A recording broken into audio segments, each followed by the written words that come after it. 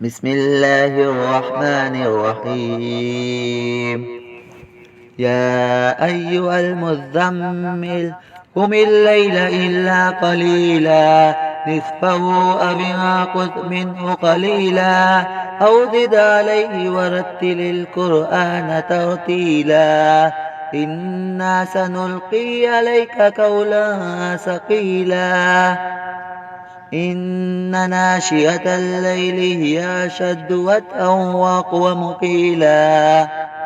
إن لك في النهار سبحا طويلا واذكر اسم ربك وتبتل إليه تبتيلا رب المشرق والمغرب لا إله إلا هو فاتخذه وقيلا واصبر على ما يقولون واهجرهم أجرا جميلا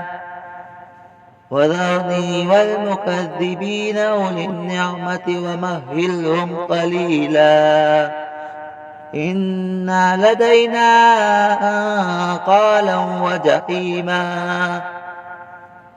وطعاما ذا غثة وعذابا عليما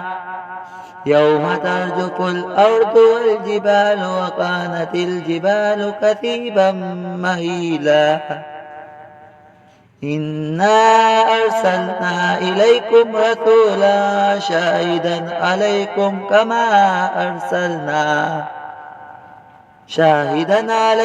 كما أرسلنا إلى فرعون رسولا فعصى فرعون الرسول فأخذناه أخذا وبيلا فكيف تتقون إن كفرتم يوما يجعل البلدان شيبا السماء منفطر به كان وعده مفعولا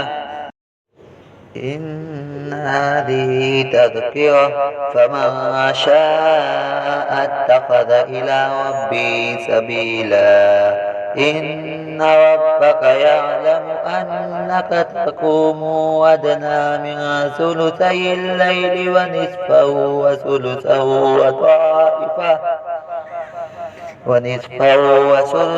وطائفة من الذين معك والله يقدر الليل والنهار علم أن لا تحصوا فتاب عليكم فاقرؤوا ما تيسر من القرآن علم أن سيكون منكم مرضى وآخرون يضربون في الأرض يبتغون من فضل الله وآخرون يقاتلون في سبيل الله فاقرؤوا ما تيسر منه وأقيموا الصلاة وآتوا الزكاة وأقرضوا الله قرضا حسنا وما تقدموا لأنفسكم من خير